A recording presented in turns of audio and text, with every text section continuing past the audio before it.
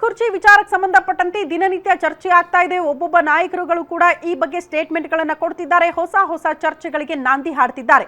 ಅದೇ ರೀತಿ K J George ಅವರು ಕೂಡ ಇದೇ ವಿಚಾರಕ್ಕೆ ಸಂಬಂಧಪಟ್ಟಂತೆ ರಿಯಾಕ್ಷನ್ ಕೊಟ್ಟಿದ್ದಾರೆ.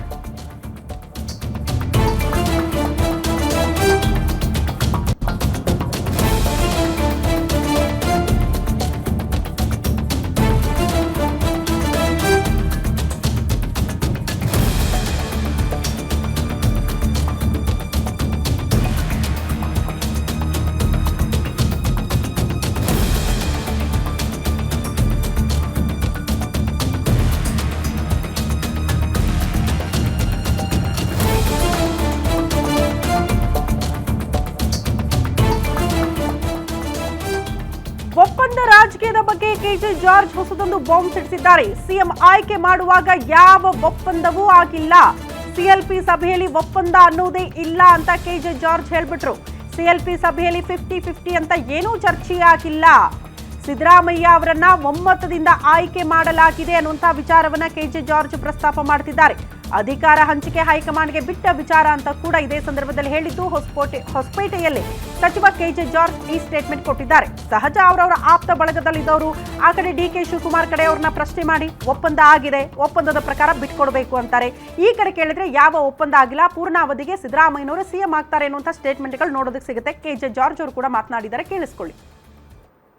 ಸಿಎಂ ನಾವೆಲ್ಲ ಸೇರಿಬಿಟ್ಟು PLPಯಲ್ಲಿ ಹೈಕಮಾಂಡ್ ಅಬ್ಸರ್ವರ್ ಎಲ್ಲ ಬಂದುಬಿಟ್ಟು ಅವ್ರನ್ನ ಎಲೆಕ್ಟ್ ಮಾಡಿ ಹೈಕಮಾಂಡ್ ಅವರೇ ಡಿಕ್ಲೇರ್ ಮಾಡಿದ್ದಾರೆ. ಆ ಡಿಕ್ಲೇರ್ ಮಾಡಿದಾಗ ಯಾರು ಏನು ಹೇಳಲಿಲ್ಲ. ಅದಕ್ಕೆ ಹೈಕಮಾಂಡಿಗೆ ಬಿಟ್ಟಿರೋದು, ಅವ್ರು ಏನು ತೀರ್ಮಾನ ತಗೊಳ್ತಾರೆ ನಾವು ಅದ್ರ ವಿಚಾರದಲ್ಲಿ ಮಾತಾಡ್ಲಿಕ್ಕೆ ನಮ್ಮ ನೋಡಿ. ಸಿಎಂ ನಾವೆಲ್ಲ ಸೇರಿಬಿಟ್ಟು PLPಯಲ್ಲಿ ಹೈಕಮಾಂಡ್ ಅಬ್ಸರ್ವರ್ ಎಲ್ಲ ಬಂದುಬಿಟ್ಟು ಅವ್ರನ್ನ ಎಲೆಕ್ಟ್ ಮಾಡಿ ಹೈಕಮಾಂಡ್ ಅವರೇ ಡಿಕ್ಲೇರ್ ಮಾಡಿದ್ದಾರೆ. ಆ ಡಿಕ್ಲೇರ್ ಮಾಡಿದಾಗ ಯಾರು ಏನು ಹೇಳಲಿಲ್ಲ. ಅದಕ್ಕೆ ಹೈಕಮಾಂಡಿಗೆ ಬಿಟ್ಟಿರೋದು, ಅವ್ರು ಏನು ತೀರ್ಮಾನ ತಗೊಳ್ತಾರೆ ನಾವು ಅದ್ರ ವಿಚಾರದಲ್ಲಿ ಮಾತಾಡ್ಲಿಕ್ಕೆ ನಮ್ಮ ನೋಡಿ. ಈ ಬಗ್ಗೆ ಮತ್ತಷ್ಟು ಡೀಟೇಲ್ಸ್ ಅನ್ನ ಪಡ್ಕೊಳ್ಳೋಣ. ನಮ್ಮ ಪ್ರತಿನಿಧಿ ದುರ್ಗೇಶ್ ನೇರ ಸಂಪರ್ಕದಲ್ಲಿ ಜಾಯಿನ್ ಆಗ್ತಿದ್ದಾರೆ ನ್ಯೂಸ್ ರೂಮ್ ಇಂದ. ದುರ್ಗೇಶ್, ಒಂದಂತೂ ಬಹಳ ಸ್ಪಷ್ಟ, ಇಬ್ಬರು ನಾಯಕರು ಪಕ್ಷಕ್ಕೆ ಅನಿವಾರ್ಯ, ಇಬ್ಬರೂ ಕೂಡ ಪ್ರಬಲ ನಾಯಕರೇ, ಮಾಸ್ ಲೀಡರ್ಸ್ ಅಂತ ಕರೆಸ್ಕೊಂಡವರೇ.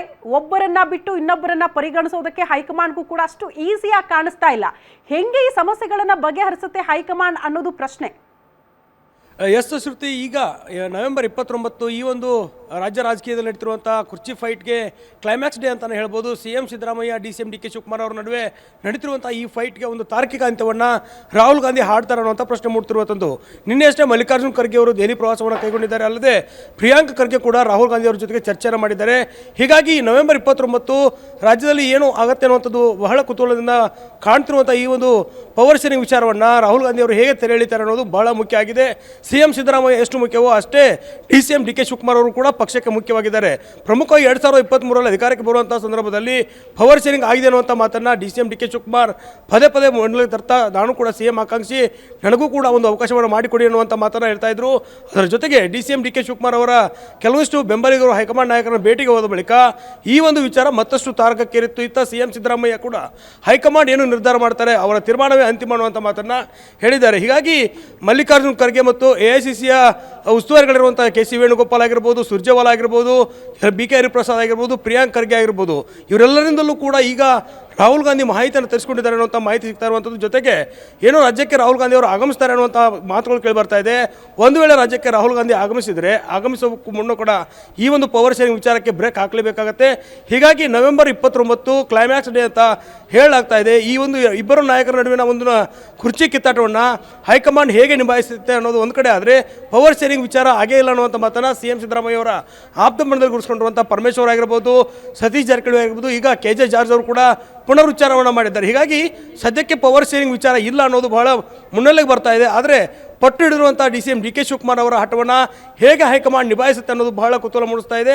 ನಿನ್ನೆಷ್ಟೇ DK ಶಿವಕುಮಾರ್ ಅವರು ಕೂಡ ಒಂದು ಮಾತನ್ನು ಹೇಳಿರುವಂಥದ್ದು, ಇದು 5-6 ಜನರ ನಡುವೆ ನಡೆದಂಥ ವ್ಯಾಪಾರದ ಗುಟ್ಟು ಅನ್ನುವಂಥ ಮಾತನ್ನು ಹೇಳಿದ್ದಾರೆ. ಹೀಗಾಗಿ ಎಲ್ಲವೂ ಕೂಡ ನವೆಂಬರ್ 29ರಂದು ಕ್ಲಿಯರ್ ಆಗುತ್ತಾ ಅಥವಾ ಬೆಳಗಾವಿ ಅಧಿವೇಶನ ಆಗಿರ್ಬೋದು, ಮುಂಬರುವಂಥ ಬಜೆಟ್ ಅಧಿವೇಶನ ಆಗಿರ್ಬೋದು, ಈ ಒಂದು ಬಜೆಟ್ ಅಧಿವೇಶನದ ಬಳಿಕವೂ ಕೂಡ CM ಸಿದ್ದರಾಮಯ್ಯ ಒಂದು ದೇವರಾಜ ಅರಸು ಅವರು ಸಾಧನೆಯನ್ನು ಮುರಿತಿದ್ದಾರೆ. ಅದಾದ ಬಳಿಕ ಮತ್ತೆ ಮುನ್ನೆಲೆಗೆ ಬರುತ್ತೆ ಅನ್ನೋಂಥ ಕುತೂಹಲ ಜಾಸ್ತಿ ಆಗ್ತಾ ಇದೆ. ಹೀಗಾಗಿ DCM DK ಶಿವಕುಮಾರ್ ಮತ್ತು CM ಸಿದ್ದರಾಮಯ್ಯ ಅವರ ನಡುವಿನ ಈ ಒಂದು ಪವರ್ ಶೇರಿಂಗ್ ಫೈಟ್ಗೆ ರಾಹುಲ್ ಗಾಂಧಿ ಅವರು ಯಾವ ರೀತಿ ಇತಿಶ್ರೀಯನ್ನು ಆಡ್ತಾರೆ ಅನ್ನೋದನ್ನ ಕಾದು ನೋಡಬೇಕಾಗುತ್ತೆ. ಶ್ರುತಿ. ಓಕೆ ದುರ್ಗೇಶ್, ಧನ್ಯವಾದಗಳು ತಮ್ಮೆಲ್ಲ ಮಾಹಿತಿಗೆ.